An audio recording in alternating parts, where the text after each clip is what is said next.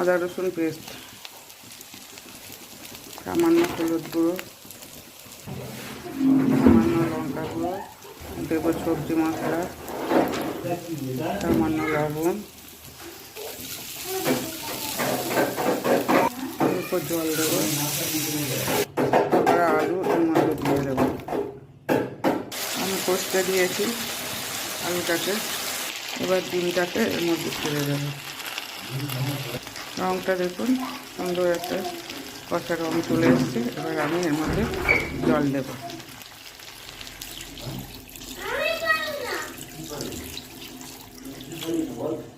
গরম মশলা বেটে আমি ডিমের তরকারিতে দিয়ে দেব। 5 জনের সংসারে এই ঝোলটা রাখাই যেতে পারে।